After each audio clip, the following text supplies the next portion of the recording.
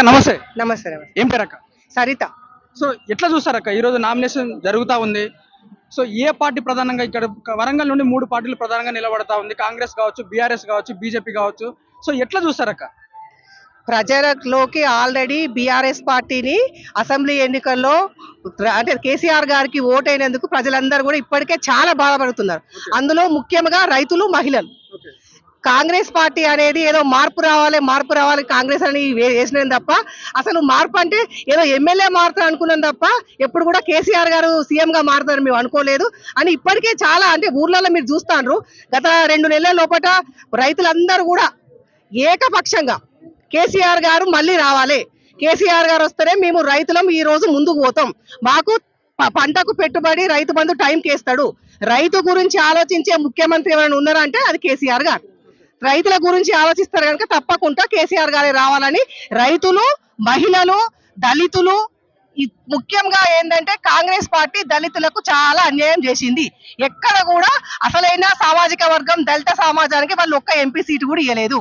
కనుక దళితులందరూ కూడా ఏకపక్షంగా బీఆర్ఎస్ పార్టీకే ఓటేస్తారు. అక్క ప్రధానంగా ఇప్పుడు గతంలో బీఆర్ఎస్ పార్టీ నుండి కడియం కావ్య గారికి టికెట్ ఇచ్చినప్పటికీ ఒక స్టేట్మెంట్ మనం చూసుకుంటే 1,00,000 మెజార్టీతో నేను గెలవబోతున్నాను అనుకుంటే బీఆర్ఎస్ పార్టీ టికెట్ వచ్చినప్పుడు చెప్పుకొచ్చింది. సో తర్వాత మళ్ళీ గతంలో ప్లేట్ మార్చిన తర్వాత సో మళ్ళీ ఆమె కాంగ్రెస్ పార్టీకి రావడం, మళ్ళీ 1,00,000 మెజార్టీతో నేను అదే విధంగా ఎట్లయితే చెప్పుకొచ్చినో అదే విధంగా నేను గెలుస్తాను అనుకుంటే స్టేట్మెంట్ ఇచ్చింది. దీనికి ఏ విధంగా చూస్తారు? ఎట్లా గెలుస్తుందండి? అసలు కడియం కావ్య అనే అమ్మాయి ఎవరు? కడియం శ్రీహర్ గారు అంటే స్టేషన్ కనుపూర్ నియోజకవర్గానికి 30 సంవత్సరాలు నేను రాజకీయ జీవితం అంటే నేను 30 సంవత్సరాలు స్టేషన్ కనుపూర్లో ఉన్నా, నా బిడ్డకు అవకాశం ఇయ్యండి అంటే బీఆర్ఎస్ పార్టీ ఎంపీ టికెట్ వస్తే మేము గెలిపిస్తాము అనుకున్నాం.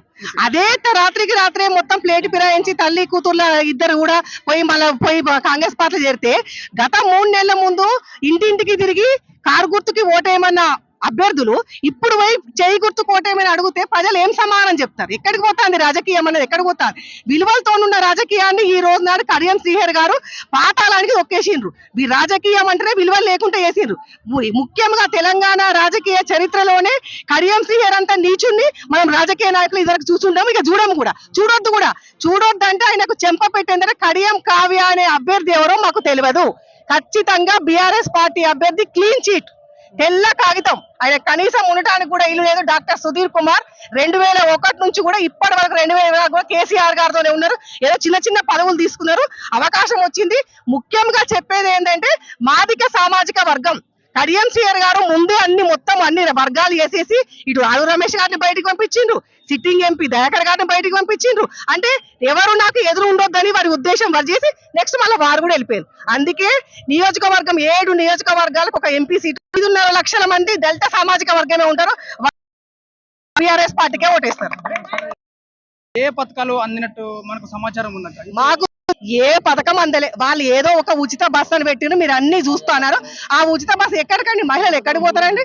ఒక్క మహిళలు ఎక్కడికి పోతారు? మా ఉచిత బస్సు అలా ఏంటిది? నేను మొన్న మీటింగ్ లో కూడా చెప్పిన, మా దగ్గర మా ఇంట్లో పనిచేస్తామే ఇదే రేవంత్ రెడ్డి మా ఫోన్ కొనుక్కొచ్చుకున్నది 12,000 పెట్టి. 2 నెలలు చూసిండ్రు. మండలం గున్నా సారగ్రామ్ టేక్ల ఉపేంద్ర మీరు పోయి ఇప్పుడు అంటే ఇట్లానే తెలంగాణ ఉన్న మహిళలందరూ కూడా కాంగ్రెస్ పార్టీకి నమ్మి ఓటేసి మార్పు వచ్చింది అనుకుంటున్నారు. తప్పకుండా మార్పు వచ్చింది. అంటే ఏ రైతు రుణమాఫీ 2 లక్షల తెలంగాణ తెలంగాణ ప్రజలను చావు నోట్లో తలకాయ పెట్టి తెలంగాణ